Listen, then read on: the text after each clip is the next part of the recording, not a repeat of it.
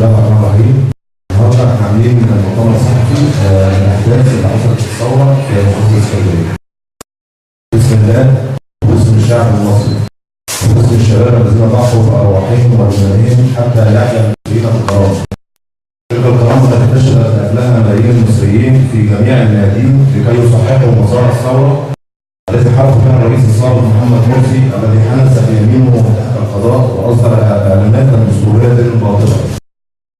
وضرب على الوعد بدستور توافقي وانفك في عهد وحقوق الانسان وعنف بزياده القانون وسعى لاخوان كل مؤسسات الدوله وغض الطرف عن تفكير المعارضين على صناع التطرف والنسبيه والطائفيه والمؤيدين.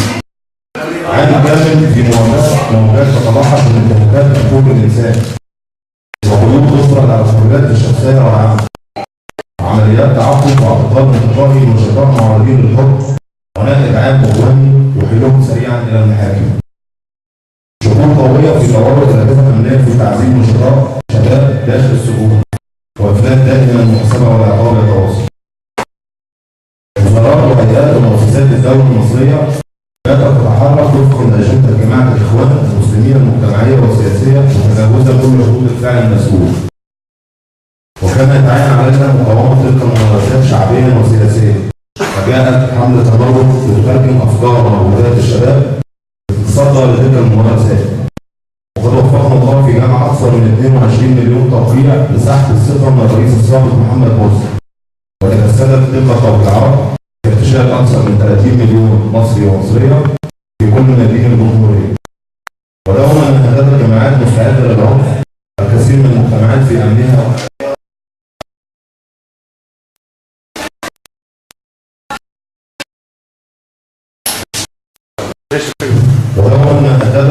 مستعدة للعنف الكثير من المجتمعات في أمنها وأمانها وأغرقتها في دوامات العنف والعنف المضاد والاقتتال الأهلي. والدليل جاء واضحا عندما هجمت ميليشيات جماعة الإخوان المسلمين المسلحة على ثوار الإسكندرية بالأمس واغتالت رصاصة 17 شابا كان أعظم أمانيهم أن يعيشوا بالكرامة.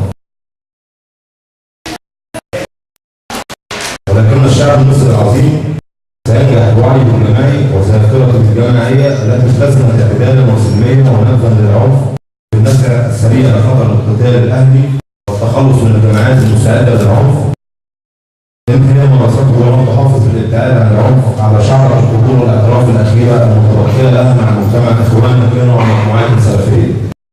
وواجب ايضا ان نعتقد باننا سنفرط في مكتسبات الثوره التي ضحى من اجلها ابنائنا ببنائهم الذكيه وارواحهم الطاهره.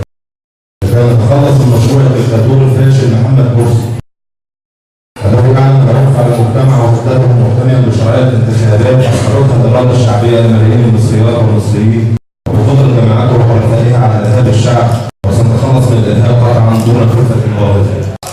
وواجب ايضا من يحاول الترويج ان ما حدث في 30 يونيو هو انقلابا عسكريا بل هو ثوره نبعت من شرور الاستبداد والطغيان والفاشيه المستتره باعداء الدين.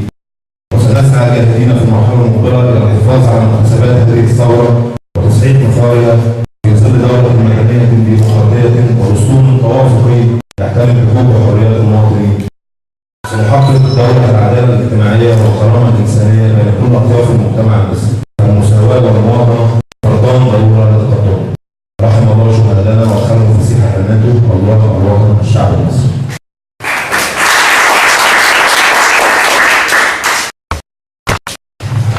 معلمة الأستاذ إسلام الحضري عضو مكتب التكليف الأمن التنسيقي.